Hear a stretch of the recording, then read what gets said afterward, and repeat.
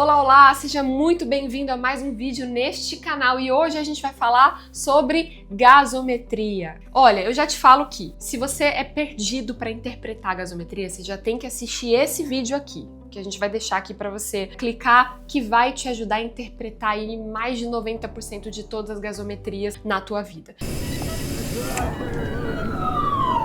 Esse vídeo hoje a gente vai falar sobre resposta compensatória esperada. Eu sei que é algo muito nebuloso na tua cabeça. Você já ouviu falar desse termo, você sabe que ele existe, mas você não entende de fato como encaixar e mais, entender para decorar e relembrar todas as respostas compensatórias esperadas, e é sobre isso que a gente vai falar. Se você já viu esse vídeo anterior que a gente postou sobre o passo a passo de interpretação da gasometria, os 3 passos sempre que você vai aplicar nas suas gasometrias. A primeira pergunta é: qual é o pH, se eu tenho uma acidemia normal ou uma alcalemia. O segundo passo é quem responde esse meu pH, certo? Se é o bicarbonato ou a PCO2. E o terceiro passo, que é onde entra a resposta compensatória esperada, que é eu tenho um ou mais distúrbios. Eu tenho só, lembra, um distúrbio que é o que grita, ou eu tenho um distúrbio secundário acontecendo ali por trás dos panos. É aí que eu preciso saber as minhas respostas compensatórias esperadas. Em todo distúrbio ácido básico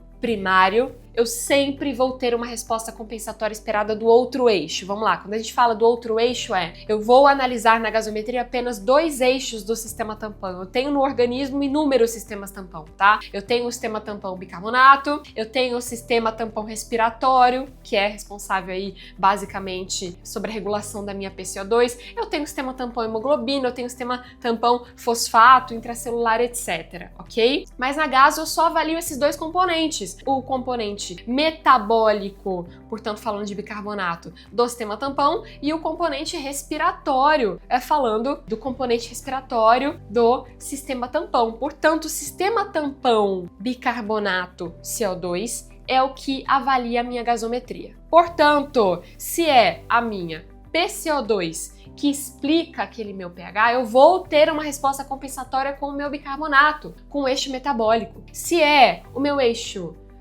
metabólico que explica aquele meu pH, eu vou ter uma resposta compensatória respiratória com a minha PCO2, certo? Então eu sempre vou ter uma resposta compensatória no outro eixo deste tampão e que eu preciso avaliar na gasometria se ele está dentro dessa resposta compensatória esperada. E eu já te adianto, se não estiver, eu tenho aí diagnosticado já um distúrbio secundário. Portanto, quais são essas respostas compensatórias? A resposta compensatória que eu quero que você mais guarde no teu coração, sem dúvida alguma, é a da acidose metabólica. Por quê? Porque a acidose metabólica é com certeza aí o distúrbio ácido básico mais comum que você vai lidar aí ao longo da tua carreira médica. Portanto, quando eu falo de resposta compensatória na acidose metabólica, a pergunta que eu me faço é, nos distúrbios metabólicos em geral, qual é a minha PCO2 esperada?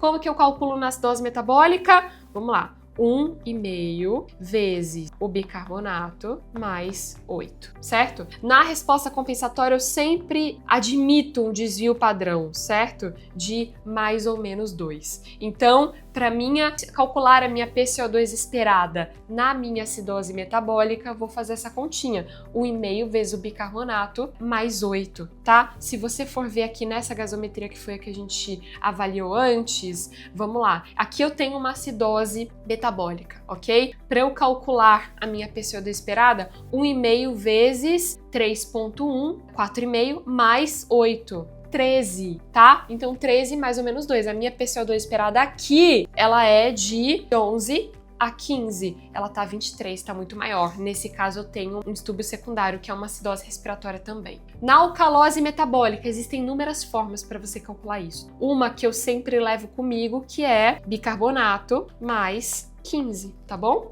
Então eu calculo a minha PCO2 esperada na alcalose metabólica fazendo bicarbonato mais 15, sempre admitindo um desvio padrão de mais ou menos 2, tá? Então vamos supor que eu tenho numa alcalose metabólica um bicarbonato de 30, ok? Qual vai ser a minha PCO2 esperada nesse caso? Bicarbonato mais 15, portanto 30 mais 15, 45 de PCO2 esperada. Dani, se eu tiver uma PCO2 nessa mesma gasometria de 20, opa, eu acabei de diagnosticar o segundo distúrbio secundário, que é uma alcalose respiratória, porque a minha PCO2 não está dentro da PCO2 esperada, ela está muito abaixo, tá bom? E nos distúrbios respiratórios. Distúrbio respiratório, ele também terá uma resposta compensatória esperada metabólica, porém, esta resposta compensatória metabólica, ela vai mudar um pouco daquilo que eu espero se esse distúrbio respiratório for agudo ou crônico. Por quê? Porque o eixo, vamos lá, metabólico, ele é um pouco mais preguiçoso que o eixo respiratório, tá? Ele não responde com a mesma velocidade. Demora mais, na prática, para o rim excretar ou reabsorver bicarbonato do que você respirar e você eliminar ou reter CO2. Tá? Então, a resposta metabólica num distúrbio respiratório, ela varia se esse meu distúrbio é agudo ou crônico, certo? Portanto, vamos lá, num distúrbio respiratório, qual vai ser o meu bicarbonato esperado? Uma dica aqui na resposta compensatória, lembre-se sempre, o meu componente esperado, ele sempre vai, para essa resposta compensatória acontecer, caminhar no mesmo eixo da alteração do meu componente primário. Então vamos lá. Na acidose respiratória, eu vou ter uma resposta do bicarbonato esperado. Na acidose respiratória aguda, o meu bicarbonato ele vai aumentar 1 do bicarbonato para cada 10 da minha PCO2 esperada acima de 40. Tá? Isso é importante, porque é sempre acima de 40.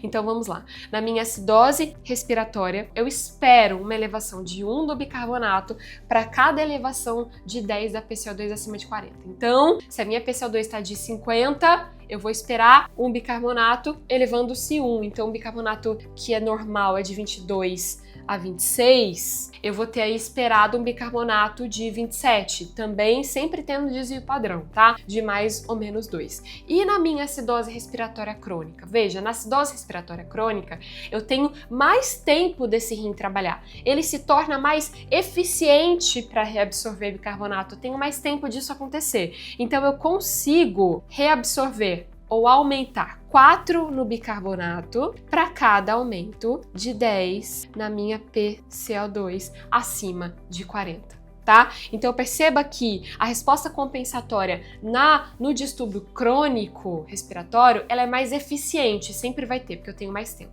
E na alcalose respiratória, Dani?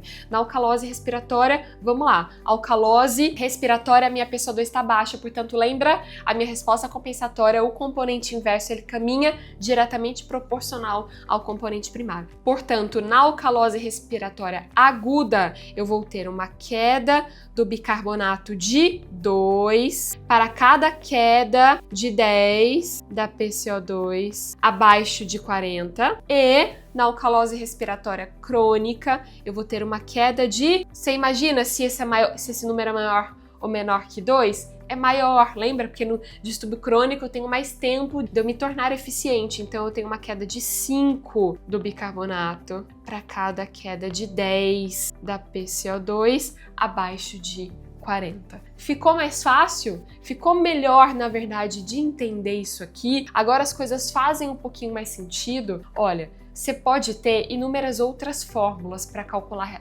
essas respostas esperadas. Desse jeito é o jeito que a gente ensina para os nossos alunos lá no IntubaClass. É o jeito no qual vai ficar mais fácil de você entender essa resposta compensatória esperada. Por quê? Porque aqui faz mais lógica, tá? Do que você simplesmente aplicar algumas fórmulas que não fazem muito sentido.